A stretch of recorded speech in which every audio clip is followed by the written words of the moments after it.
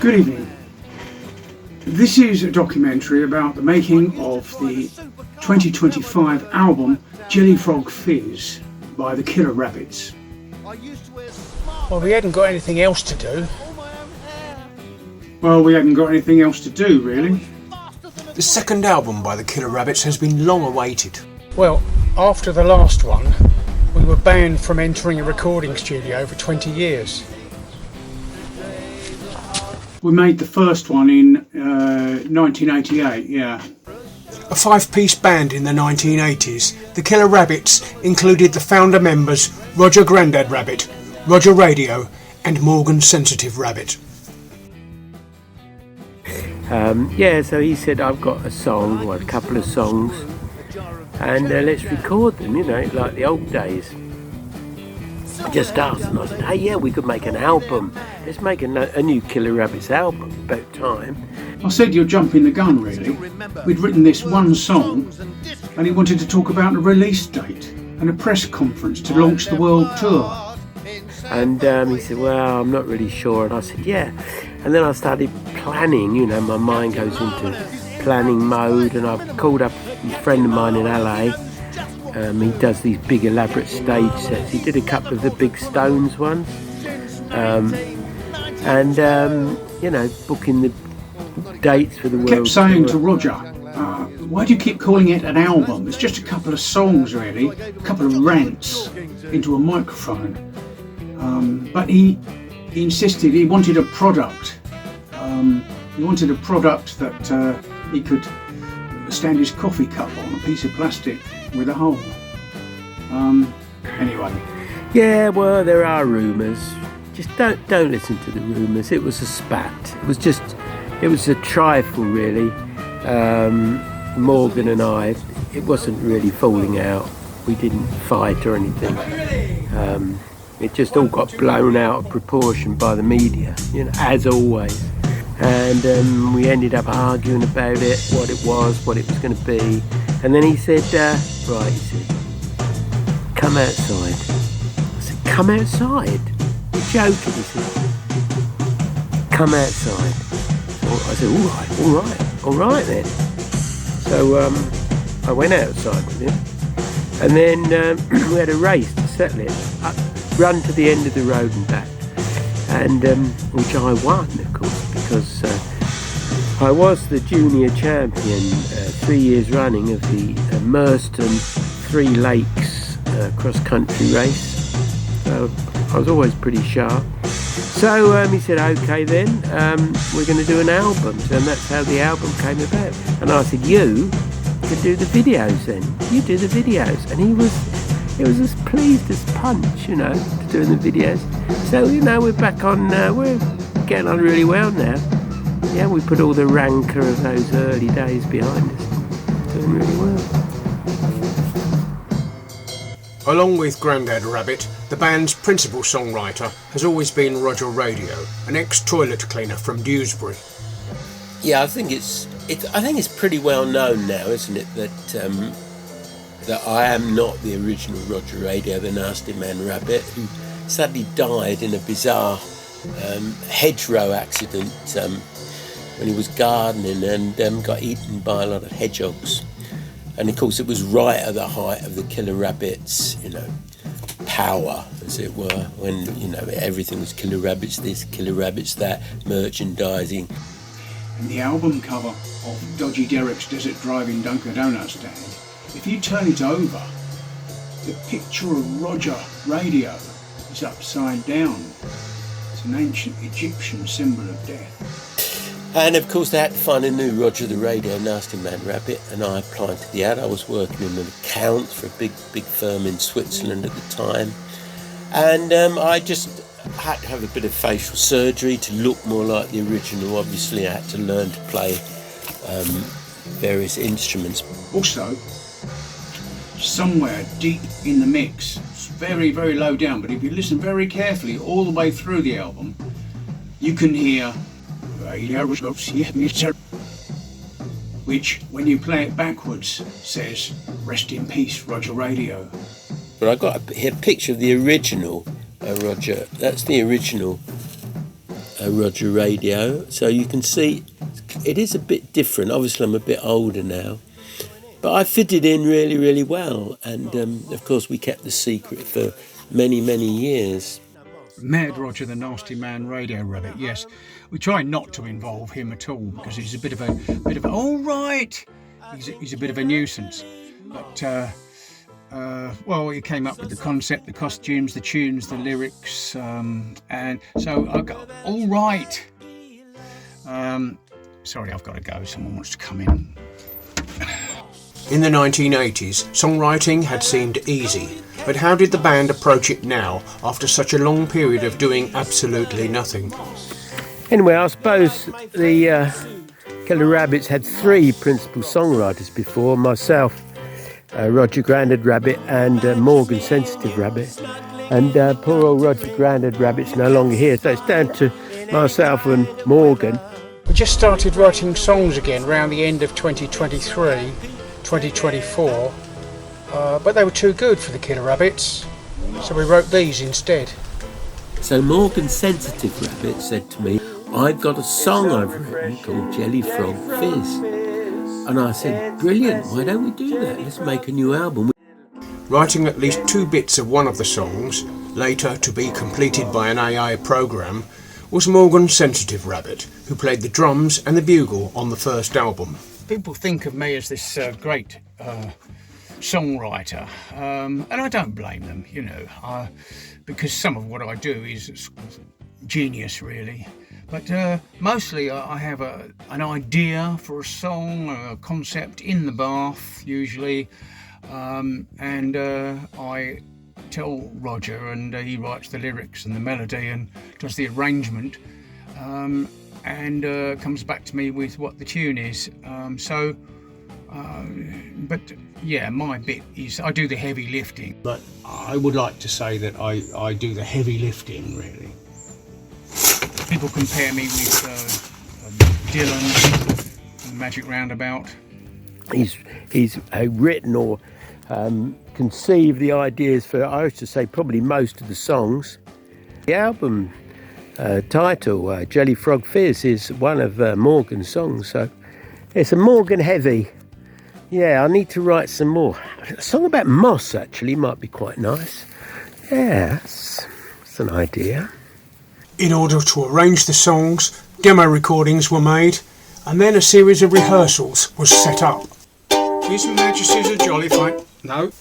We made some quite sophisticated demos of the songs to begin with. His Majesty's a jolly fine fellow, and I know it isn't all his fault. I think we've learnt over the years, and now we're really on top of the technology.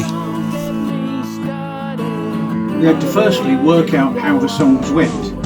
Then we had to remember what we'd worked out. And that didn't work very well, so next time we did it, we used a tape recorder.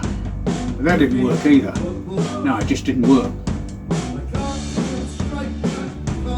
So we worked out how the songs were meant to go a third time, and well, by this time we were starting to remember it, I suppose.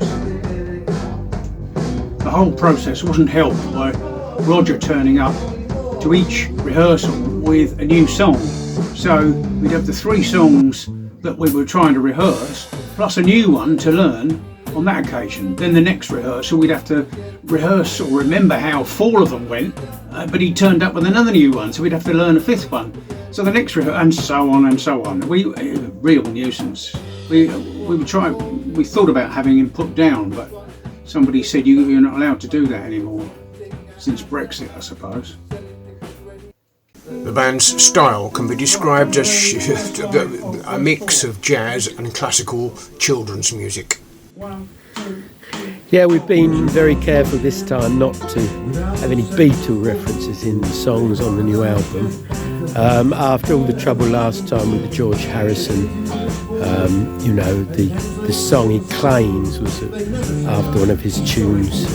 Go into the ashram, see the Maharishi, da da da da da. Of course, nothing like it at all. So yeah, we've been very careful this time. And people have said that the Killer Rabbits were a bit like the Beatles, you know, that the Beatles actually copied a lot of our ideas. So we've tried to sort of stay away from that a little bit this time. Well, if I remember rightly, we started out as a Beatles tribute band anyway, so I think we've done quite well not to make all of our songs sound like the Beatles. Well, Honey Pie, yeah, the Beatles song, is Honey Pie is the name, an affectionate name for the woman in the song, isn't it? Honey Pie. And our song is actually about shepherd's pie, which is about food. So again, you know, I can see no comparison really. The band had changed since their last album in 1988, so new musicians had to be found. Well, we lost a few people along the way. The bass player in the band since 1987 had been Def Lemon Bradford. Def Lemon Bradford is on the album, yeah. So here I was, sitting in Maidstone, minding my own business, minding my own T's and Q's, happy as Gary. And then it starts. Text message, email, WhatsApp group. Can you come back and do something you did back in the 1900s? Goodness sake, revisiting the same old stuff. Anyway, bit tied up at the moment. Couldn't actually get away to do anything, and I'm not sure where the bass guitar is anyway, to be honest. So he recorded a few interjections. We didn't tell him what that meant. I suppose he'll find out now. I agreed to do a few voiceover bits, you know, to help the old boys out, you know. But then, it's not enough, is it? Back again, more. Can you just do this? Can you just do that? Then, I get the message. Could you do a video clip about the making of the album? What, the video clip about the voiceovers? I don't think that's entirely necessary, do you? Bernard, can you stop doing that, please? Sorry about that. It's a shame he wasn't on the album, really, isn't it? I mean, I'm properly on the album playing bass. And Just his disembodied voice. doing that running about that he does. Do you remember he used to run about on stage? I used to love that. He used to run about. Running about. He used to go on running about on stage. Jumping off the stage, playing his bass, didn't he, at the same time? He used to do that, yeah. Yeah. Quite versatile. He was, and he had the hat, didn't he? He had the hat. And the hat, and it got like smaller and smaller, didn't it? Do you remember? Oh, I do. And it ended up with just the rim. It was the remains of a hat. It was by the end, yeah. The guitarist since 1987 was Anthea Ridgepole Rabbit, who played on the first album. That's right. No Andrea Ridgepole Rabbit on this one. Haven't been able to track him down actually. I think he's in Venezuela somewhere. He's running potholing courses. I think he just saw a hole in the market, you know, and jumped in. Trackers? Anthea Ridgepole, we asked, but he said no way. Yeah, I heard he was in Venezuela. I mean, you hear a lot of things, don't you? But that he was selling swimming pools. And somebody said, hey, do you want to join his business? And he just dived in. Venezuela. Visit Venezuela. I work at the library, remember? Have you heard from Anthea recently? Nope. No? Nope. He's in Venezuela. Venezuela. Yeah, I've heard that as well. Which is I don't know how true that is. it's where is that? It's a long way away. Yeah. With past members of the band either no longer with us, indisposed, or in Venezuela, a new band had to be found for the recording. We get the best musicians, you know, we scour the country, the best British musicians, and really make a really great album. But we didn't have a lot of luck with that, so I said, well, what about Kent? So we had to recruit a new band. Well, we stole it really. We stole it from Terry Soulgold, yeah. we stole his But band, they hadn't got anything else to do either. and so that he didn't get upset, we stole him too.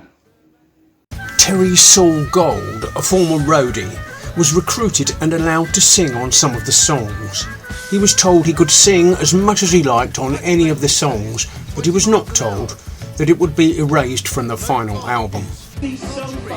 That used to be me. They just overdubbed me.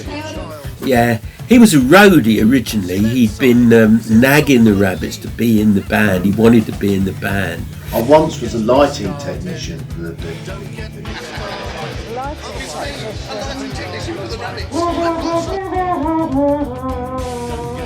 He used to carry the lights for us back in the 1990s. But I suppose we gave him promotion, really. He played with us at the Rabbit Fest in 2014, one of our first farewell gigs. You see, he has this mouth organ thing that he plays. It's a skill that none of us have, not even him. I played the harmonica because people kept telling me I sucked, so I thought I should take something up that you had to suck at. In fact, he's got about 17 of them. Got one in every key you can think of. A, B, no, hang on. I can think of 26 now. Anyway, he's got a lot. He hasn't got the full set, has he? I've always said this about him. I thought I had a big part. I thought I sang all the songs. Don't I sing all the songs? The band needed a guitarist, and the nearest thing to this that could be found was a member of the aristocracy who had been working for one of the world's largest accountancy companies. Count Trebely III described himself as temporarily between jobs. The E flat trombone, yes. Which is the... Yeah, the Count. Yeah, we found him in a skip. Literally in a skip. He was doing community service, cleaning out skips for the local council. There's a free jazz song that is in a strict time signature that was meant to be 7/4, but there was a bar of 15/16 in the middle, which was planned, and I didn't think that was good. Well, I just called down into the skip. I said, "Hey, you missed a bit." Oh, and he laughed, and he told me to, well, that's not exactly what he said. Oh, right. What a sense of humour. And then I saw him a few days later busking, and we needed a guitarist, and I just said, "Do you fancy it?" And he said the same thing. He said, "Oh, laugh. What a character." No.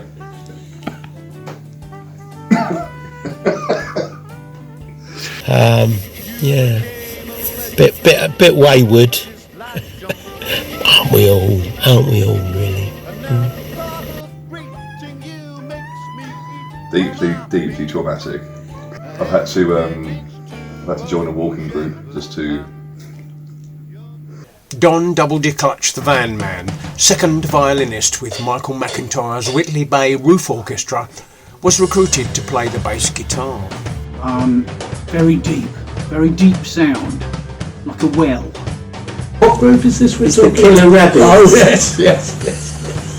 I forgot about that. Oh, what a great find. He is actually a violinist and plays for the Royal Philharmonic. He's been on all sorts of television ads. Or an ocean, I suppose. Not a shallow one, obviously. Like the Dead Sea. Is that shallow? I suppose it is. Well, it looks like it. Looks like people can stand up in it. I don't remember that one, I'm afraid. He's just a phenomenal violin player, but we needed a bass player, so we said, "Hey, can you play the bass?" He said, "Well, no, not really." What were we talking about? What was it? It's Killer Rabbits. Killer Rabbits, yeah. But, he said, "I'll learn." To be in the band, obviously, it would be an honour. I'll do anything. I mean, I will learn to play the bass, and he did, and he does a pretty damn fine job. Which band? Killer Rabbits album. We're doing the Killer Rabbits Killer interview. Rabbits. Oh yeah. I remember them. They were around before I was born.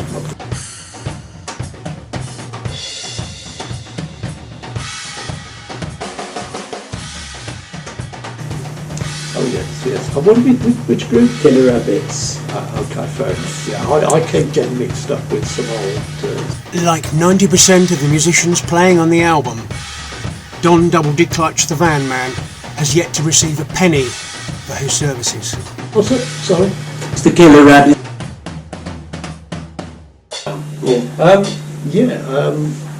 I can't remember actually. Was there any payment? At quite a late stage, Roger Radio decided almost randomly that some hydraulophone or yay bahar would be nice on the album. So Professor Nick Tumbleweed, who can play anything except canaster, was recruited, even though he doesn't have either instrument. Professor Nick Tumbleweed Rabbit. Yes, I know this one. He plays the saxophone, the alto saxophone, the tenor saxophone, the baritone saxophone, the even bigger saxophone, the piano saxophone, the French horn. It took me back a bit actually. Back to. I roughly remember what to do with it, so it wasn't that much of an issue. The high notes were a bit difficult. Yeah, really lucky with Professor Tumbleweed.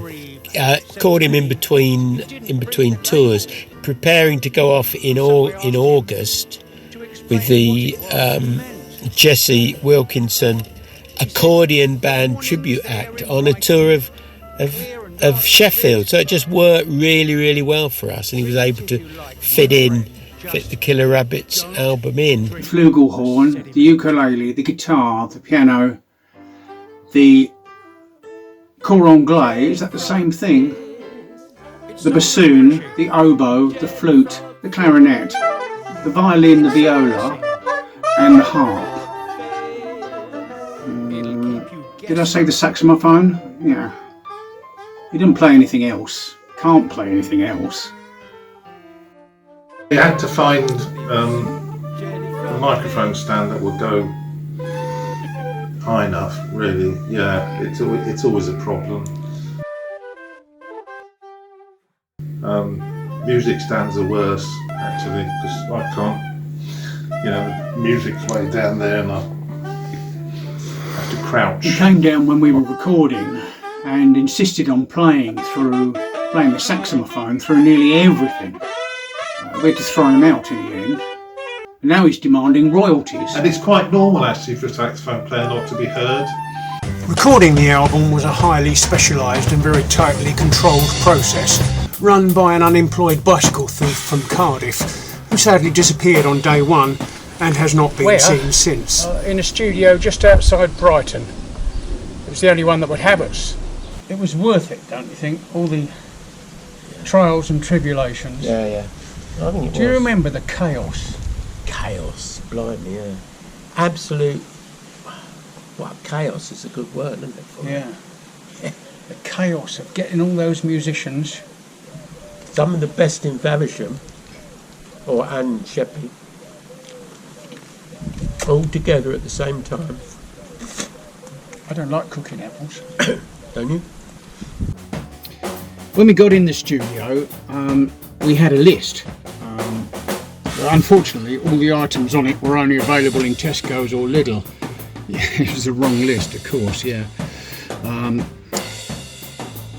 So we just dived in and tried to remember the songs. The recording session was quite fun, actually, for the first 10 minutes, till Roger arrived, and then... We had this idea for the floaty piece in Jumping the Gun.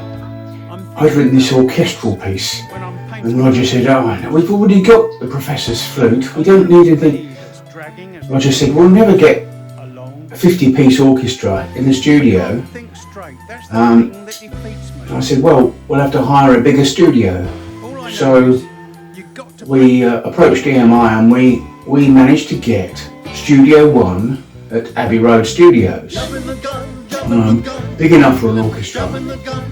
And we had them all come in, and we had a marvellous day recording. We had ice cream and we made them wear masks and silly hats and that sort of thing. Marvellous day recording just this one orchestral piece.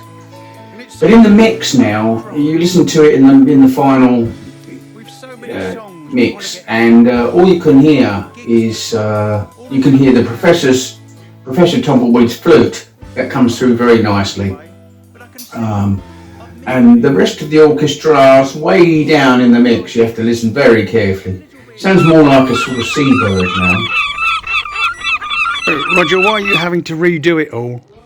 Why? Well, it's only take 37, and I think, you know, bands, it's quite normal really these days for bands to re-record things, and you know, we want to get it right, obviously. So you've got it wrong then? Well, only 36 times.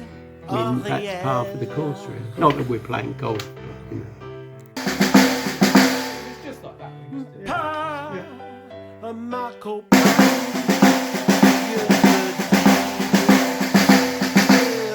So what are you doing again? What? I said, what are you doing? What are you doing? Trying to add some teeth to the rap. Oh, teeth. In something green in here. Okay. I'm with that on that snare drum. I said. Snare drum, yeah. Would you like tea? I'll have tea. Yeah, we're here at London Road Studios and Brighton Road Studios. Yes. We're here at Brighton Road Studios, and as you can see, a wonderful array of refreshments, choices, things to make. Yeah, and cups, a lot of cups.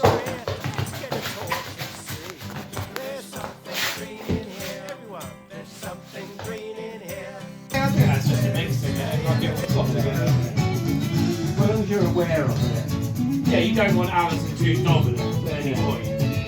Because it annoys Alan. Well, Terry's too quiet at the moment. Love the wig. Well, That maybe joins not invisible. But in the chorus. what? Gambling ads on your phone.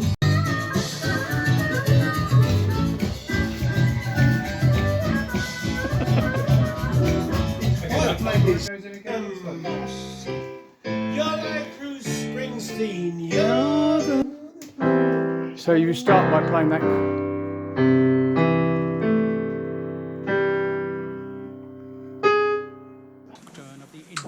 We had a system, you see. First we wrote down all the songs that we were going to record. Not necessarily in any order, but we had to give each song a number in case we forgot what they were called. Then we colour-coded red the songs according to whether they were full band songs with bass and drums, etc., or just vocals and piano or guitar or ukulele.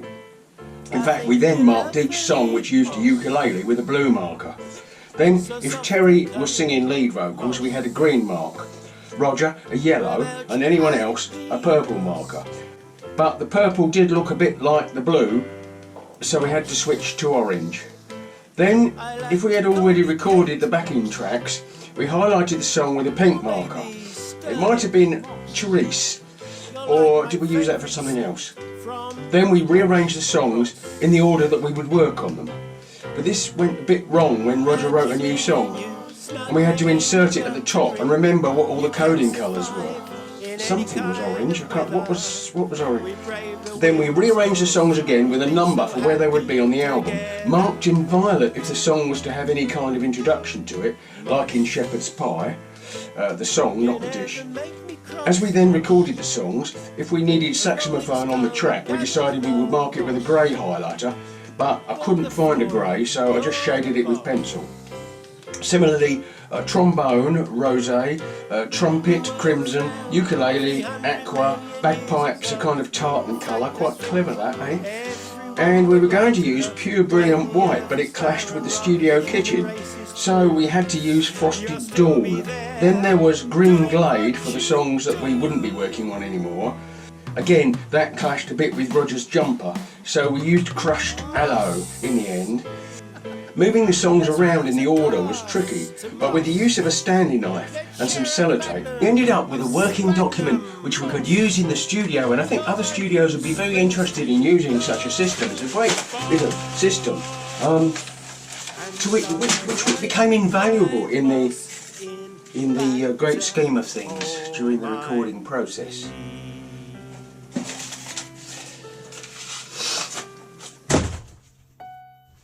As we said in court the other day, due to circumstances beyond our control, it has not yet been possible to pay any of the above musicians for their time on the album. I didn't get paid.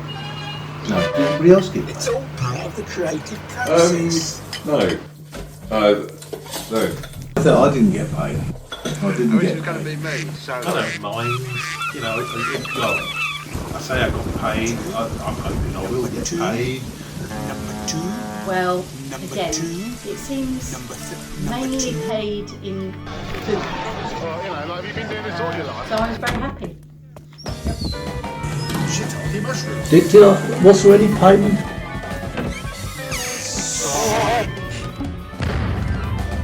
There are already plans to make a third album, so unless the general public can come forward with information leading to the apprehension of the culprits, it is most likely that these same people will strike again.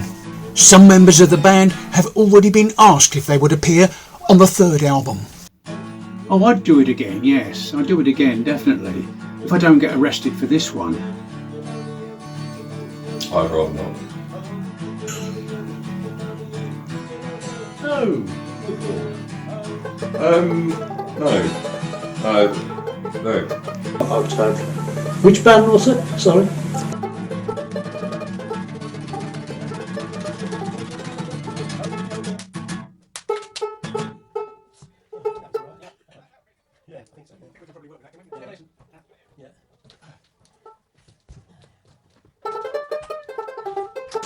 What? I've had some good news. Have you? What sort of good news? The advance orders for the new album, Jellyfrog Fizz, Oh yes. double figures. Does that mean 2? No, it's more than 10, isn't it? I think we've got like 11. Good night, everyone. Hope you enjoyed the fun. Turn out the light. Good night. That was fun, wasn't it? Yes, it was. A bit of a nostalgia. Trip down memory lane. Yeah, I get that. Neuralgia. Right down my leg. No, nostalgia. You know, looking back on the past.